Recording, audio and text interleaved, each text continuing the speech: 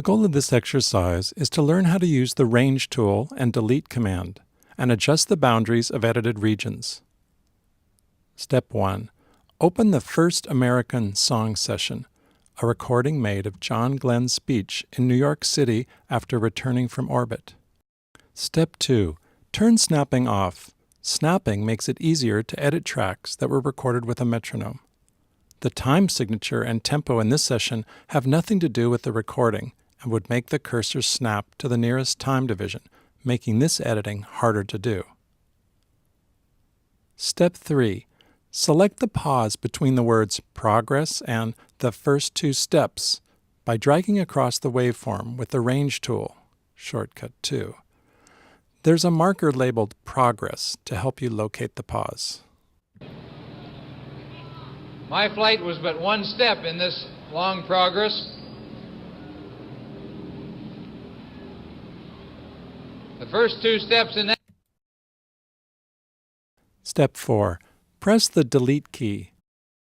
This will delete the selected region. Play the section back and notice that there is now an unnatural silence in its place. My flight was but one step in this long progress. The first two steps in that. A better way to edit this section would be using the Delete Time command, which we will do in another exercise. Step 5.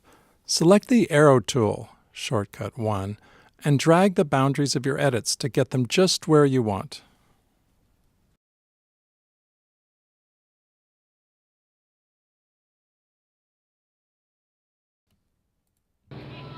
My flight was but one step in this long progress.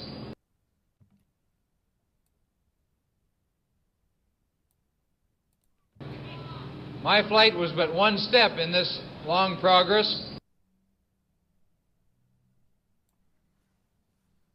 The first two steps in that were taken by.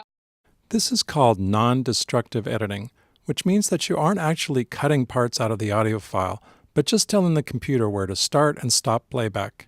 You can always readjust the boundaries later.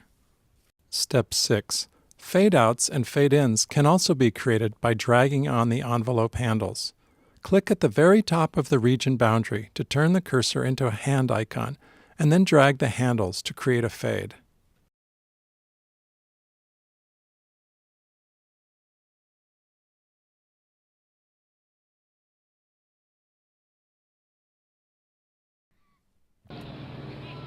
My flight was but one step in this long progress. Smoother fade out. The first two steps. Smoother fade in.